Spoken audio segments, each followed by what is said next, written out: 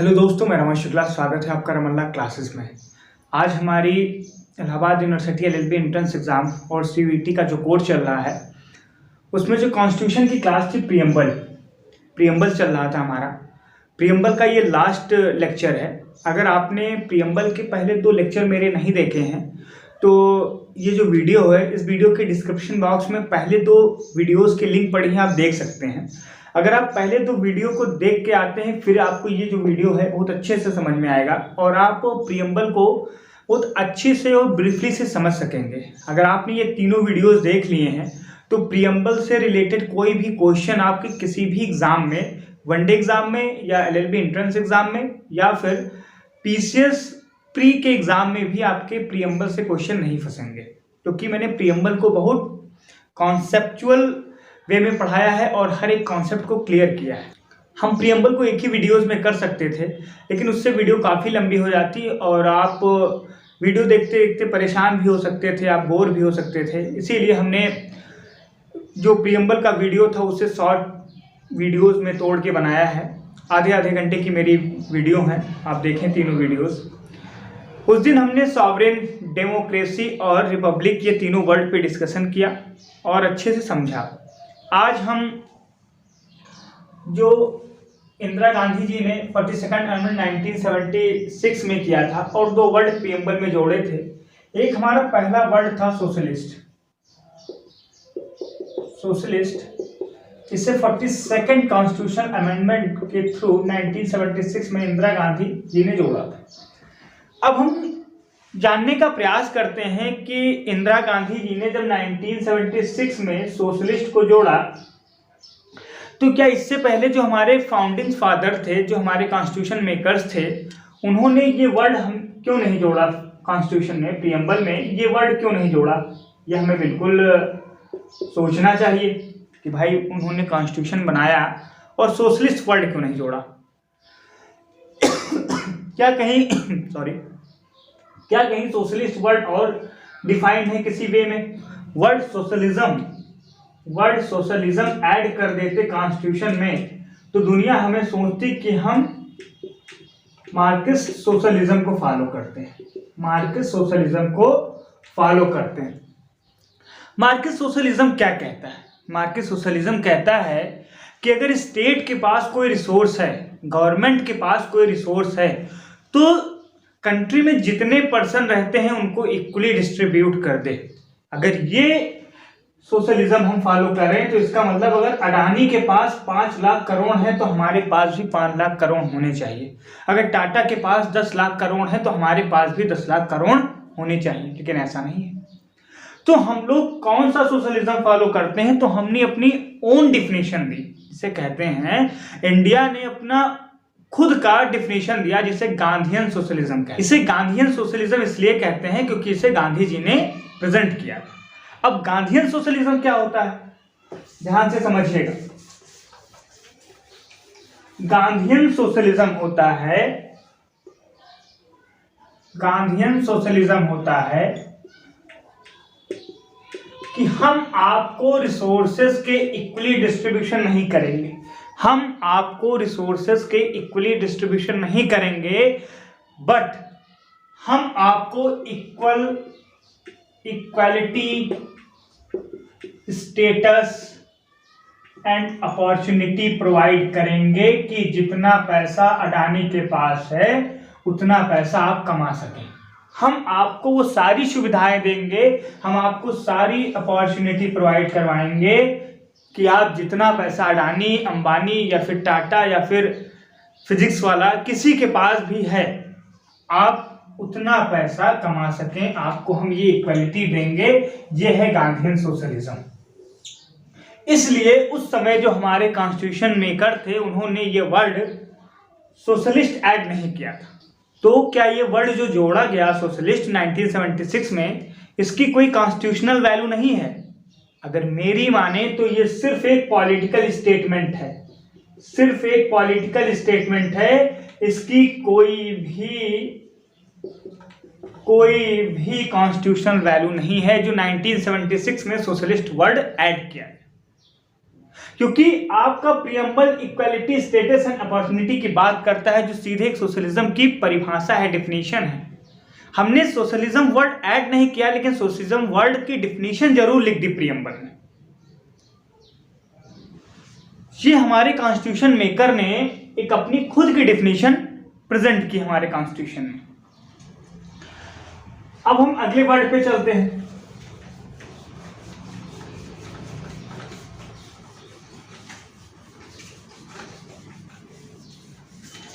हमारा अगला वर्ड है सेकुलर।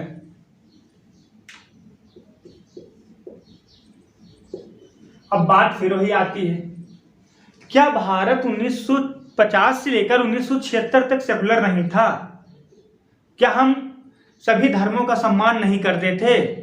तो फिर ये वर्ड हमारे कॉन्स्टिट्यूशन मेकर ने क्यों नहीं ऐड किया, और क्यों ये वर्ड 1976 में इंदिरा गांधी जी ने ऐड किया, और सेकुलर होता क्या है?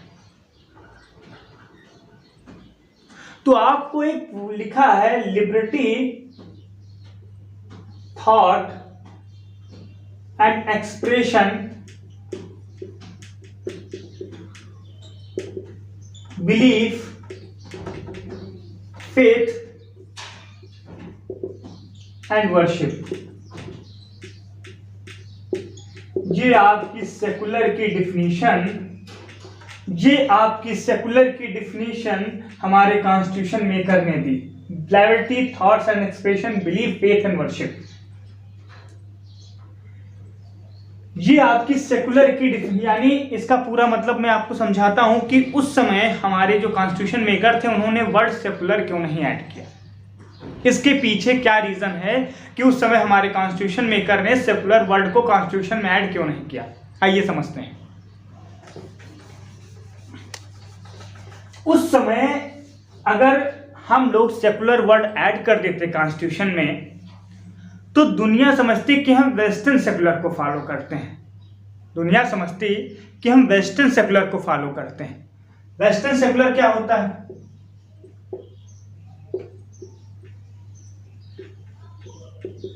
यूरोपियन कंट्रीज में पहले स्टेट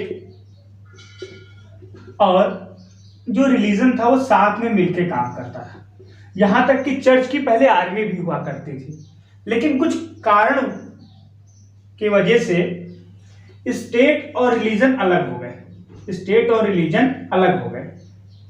तो एक एग्जांपल मैं देख के समझाता हूं कि यूरोपियन में कैसी कंडीशन है स्टेट और रिलीजन को लेकर।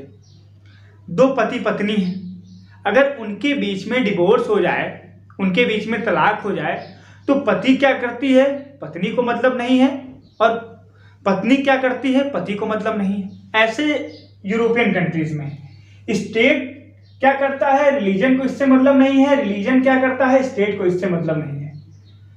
मतलब कल से अगर ये लोग यहाँ नियम लगा दें कि चर्च में औरतें नहीं आ सकती हैं, तो स्टेट को इससे कोई मतलब नहीं है कि चर्च में औरतें जाएं या ना जाएं।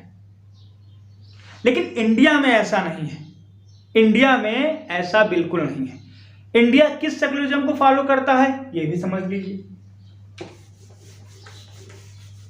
देखिए, ये है इंडिया।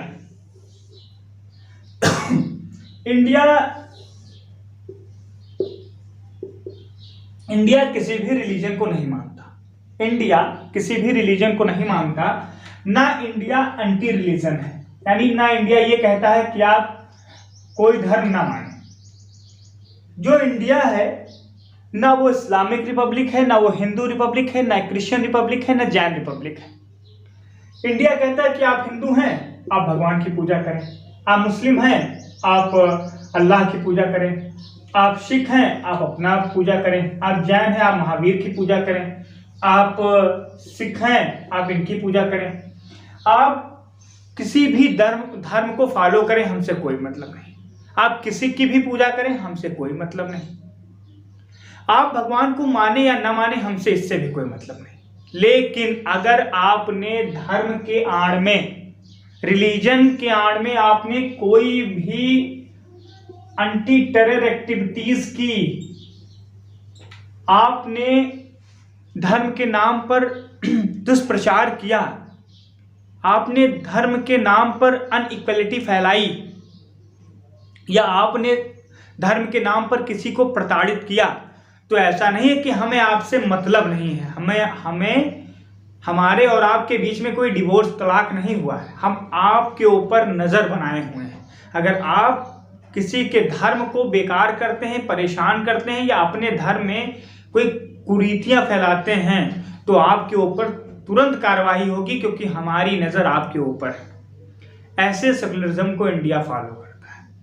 एग्जाम्पल, जो मुस्लिम लॉ है उसमें ट्रिपल तलाक वैलिड था, हमारे पार्लियामेंट ने उस पर एक लॉ बना के उसे अनवैलिड कर दिया। सबरीमाला में केस हुआ, वहां पे अनइक्वलिटी हो रही थी, अनजस्टिस हो रहा था, वहां पर भी कोर्ट में हियरिंग चल रही है, वहां पर भी लॉज लाए गए कि यहाँ पे औरतों को भी परमिशन दिया जाए मंदिर में जाने का। मतलब जो हमारी गवर्नमेंट है उसकी आई प्रॉपर हर एक रिलीजन पे बनी हुई है। इस सेकुलरिज्म को हम फॉलो करते हैं, जिसका प्रियम्बल में जिक्र किया गया है, liberty thought and expression, believe, worship and faith. देखिए, प्रियम्बल आपको लगभग याद होनी चाहिए, अगर नहीं भी याद हो तो कुछ चीजें याद होनी चाहिए, जैसे we the people of India ऊपर हो गया, नीचे सॉवरेन और सोशलिस्ट, सेकुलर, डेमोक्रेटिक, रिपब्लिक, फिर यहाँ पे चले आइए जस्टिस, सोशल, इकोनॉमिक, फिर लिबर्टी, थॉट एक्सप्रेशन, फिर इक्वालिटी, अपॉर्चुनिटी एंड जस्टिस, फिर फैटर्निटी। ये सारी वर्ड आपको प्रियम्बल की क्लियर होने चाहिए। इससे आपको इन फ्यूचर कोई भी एग्जाम आप देते हैं तो आपको एग्जाम देने में आसानी होगी और आप पॉलिटी की क्वेश्चन तो गलत नहीं करेंगे। अब हम चलते हैं अपने अगले वर्ड पे। सेकुलर आपको समझ में आया, 42nd अमेंडमेंट में 1976 में ऐड किया गया। इसका कोई भी कॉन्स्टिट्यूशनल वैल्यू नहीं है, ये भी एक पॉलिटिकल स्टेटमेंट था, क्योंकि पहले ही ये हमारे कॉन्स्टिट्यूशन मेकर द्वारा इसकी डिफिनीशन दी जा चुकी थी कॉन्स्टिट्यूशन में, प्रियम्बल में। अब हम आगे चलते हैं।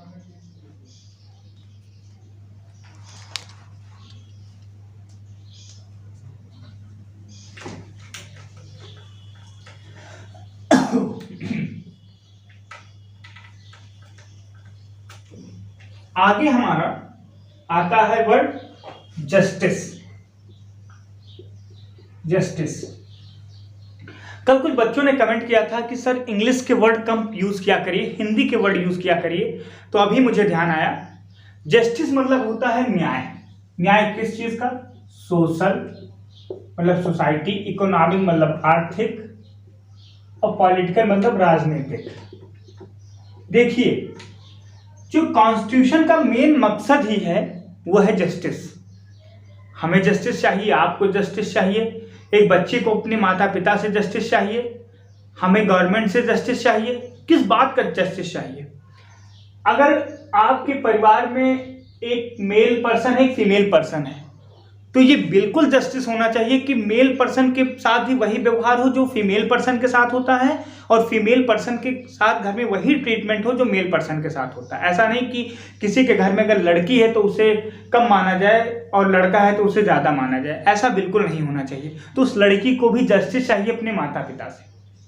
हमें जस्टिस चाहिए कि हमें बिना वजह जेल में न डाला जाए। आर्टिकल 20, हमें जस्टिस चाहिए कि किसी के साथ भेदभाव ना हो।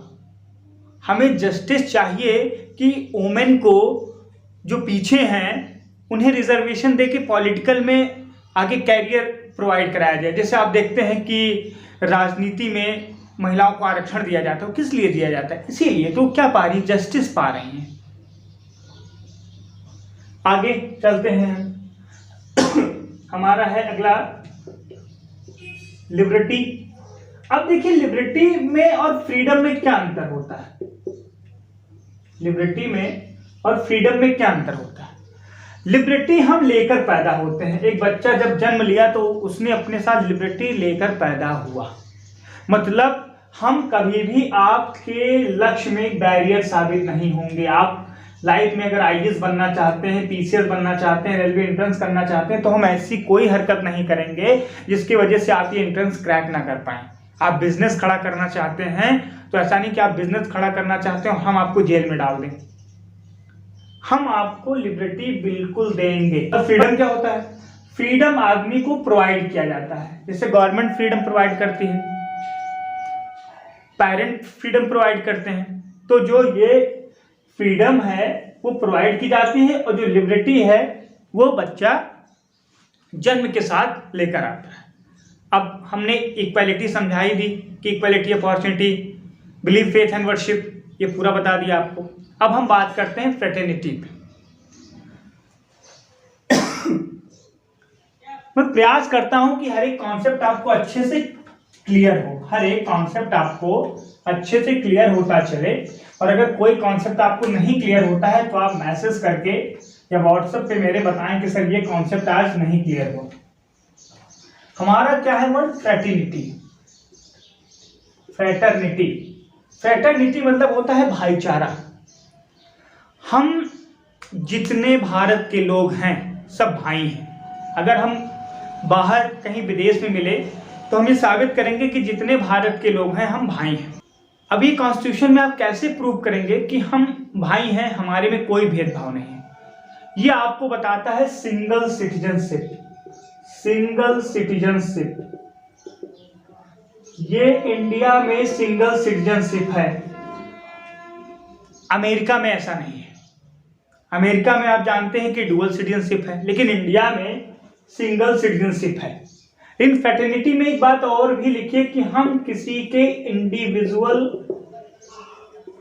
डिग्निटी को हर्ट नहीं करेंगे, सिंगल सिटीजनशिप है तो। ये नहीं कि जो रिचुअल्स फॉलो होते हैं यूपी में वही रिचुअल्स कर्नाटक में फॉलो होंगे, ऐसा नहीं है।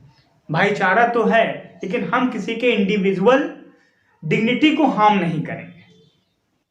ये तो आपका हो गया जस्टिस, इक्वालिटी, लिबर्टी, फ्रेटर्निटी। अब बात आती है कि हमारा जो एक्सेप्ट किया गया था प्रीएम्बल, वो 26 नवंबर 1949 को एक्सेप्ट किया गया था। नीचे यही लिखा है अडॉप्टेड डेट। अडॉप्टेड डेट लिखी है वो ये बताती है कि हमारे ऊपर और कोई लॉज नहीं फॉलो होगा, सिर्फ इंडियन कॉन्स्टिट्यूशन फॉलो होगा। 40% कॉन्स्टिट्यूशन हमारा इस दिन लागू हो गया था 26 नवंबर 1949 को। बाकी 60% जो हमारा कॉन्स्टिट्यूशन था वो 26 जनवरी 1950 को लागू हुआ था। अब ये 26 जनवरी 1950 को लागू क्यों हुआ? क्योंकि इस दिन आपको पता है कि 26 जनवरी 1930 को जवाहरलाल नेहरू जी ने पूर्ण स्वराज की घोषणा की थी। इसी की वजह से 26 जनवरी 1950 को हमारा संविधान लागू हुआ, और लगभग 100% संविधान इसी दिन लागू हुआ था। तो ये तो आपका प्रीएम्बल हुआ खत्म। लेकिन आपको क्या लगता है कि अगर आप वनडे एग्जाम की तैयारी कर रहे हैं तब तो मान सकते हैं कि आपका प्रीएम्बल खत्म हो गया, लेकिन आपको एलएलबी का एग्जाम देना है, और एलएलबी में केस लॉज काफी इंपॉर्टेंट होते हैं। तो जो 2 केसेस हैं वो काफी इंपॉर्टेंट हैं प्रीएम्बल को लेकर। एक तो बेरुबारी केस 1960, एक केशवानंद भारती केस 1973। हम बेरुबारी केस को डिटेल में स्टडी करेंगे, केशवानंद भारती केस हम आगे डिटेल में स्टडी करेंगे, क्योंकि वो सिर्फ इतना कहता है कि जो प्रीएम्बल है वो integral part of the constitution है। बेरुबारी केस को हम डिटेल में देखते हैं।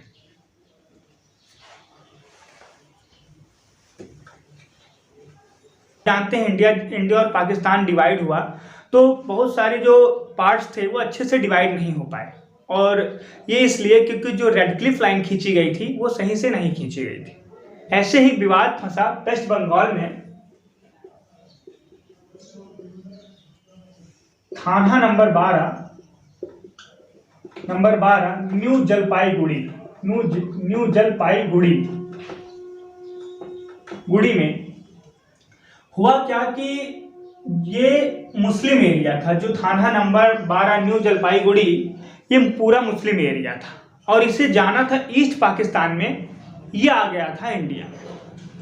अब 1952 में पाकिस्तान डिमांड करना स्टार्ट किया कि हमें ये एरिया चाहिए, मतलब हमें जो बेरुबारी एरिया है वो चाहिए। 1958 में 1958 में क्या हुआ कि जवाहरलाल नेहरू और नून एग्रीमेंट हुआ। 1952 में पाकिस्तान ने कहा कि ये एरिया जो थाना नंबर 12 न्यू जलपाईगुड़ी बेरुबारी है वो उसे चाहिए। 1958 में 1958 में जवाहरलाल नेहरू और नून एग्रीमेंट हुआ, नेहरू नून एग्रीमेंट हुआ। उसमें जवाहरलाल नेहरू ने जो बेरूबारी एरिया था उसे पाकिस्तान को देने का फैसला किया। जब जवाहरलाल नेहरू पार्लियामेंट में आए तो पार्लियामेंट के मेंबर्स ने कहा कि ऐसा तो हमारे कॉन्स्टिट्यूशन में कहीं लिखा ही नहीं है, जो कि आर्टिकल 3 है। आर्टिकल 3 ध्यान से देखिएगा, आर्टिकल 3 अनुच्छेद 3 कहता है कि आप अपने बाउंड्री को डिक्रीज कर सकते हैं, इंक्रीज कर सकते हैं, नई बाउंड्री फॉर्म कर सकते हैं, लेकिन अपना कोई पार्ट किसी फॉरेन कंट्री को दे दें ऐसा लिखा ही नहीं है। तो जवाहरलाल नेहरू ने कहा कि प्रियम्बल को जाके देखो, प्रियम्बल में हम डेमोक्रेटिक कंट्री हैं, डेमोक्रेटिक कंट्री के हम पीएम हैं, हम कोई लॉ फॉर्म कर सकते हैं इस पे। लेकिन उस समय के जो वर्तमान राष्ट्रपति थे वो डॉक्टर राजेंद्र प्रसाद थे, जो कि कॉन्स्टिट्यूशन असेंबली के भी प्रेसिडेंट थे, डॉक्टर राजेंद्र प्रसाद। उन्होंने इस बात को मना किया और आर्टिकल 143 अनुच्छेद 143 का यूज किया। अनुच्छेद 143 कहता है प्रेसिडेंशियल रेफरेंस, यानी राष्ट्रपति ऐसे किसी मामले में जिसमें केंद्रीय गवर्नमेंट असक्षम है, लॉ बनाने में समझ नहीं पा रही है, तो उस पे प्रेसिडेंट सुप्रीम कोर्ट की राय ले सकता है। तो जब सुप्रीम कोर्ट की राय लेने गए डॉक्टर राजेंद्र प्रसाद जी, तो सुप्रीम कोर्ट ने कह दिया कि जो प्रियम्बल है वो कॉन्स्टिट्यूशन का पार्ट नहीं है। इस पर जवाहरलाल नेहरू ने आर्टिकल 3 को अमेंड किया, यानी 9th कॉन्स्टिट्यूशनल अमेंडमेंट हुआ। 9th कॉन्स्टिट्यूशनल अमेंडमेंट हुआ। कितनी चीजें जुड़ी हैं इससे? आर्टिकल 3 को 9th कॉन्स्टिट्यूशनल अमेंड किया किसने? जवाहरलाल नेहरू ने, और बेरूबारी को पाकिस्तान को दे दिया।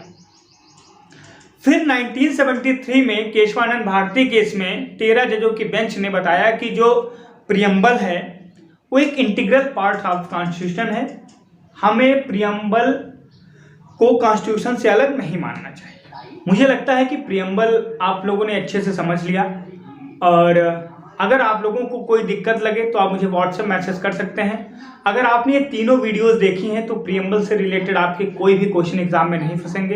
अगर आपको ये क्लास अच्छी लगे तो हमारे चैनल को जरूर सब्सक्राइब करें और बने रहें रमन लाल क्लासेस के साथ। धन्यवाद।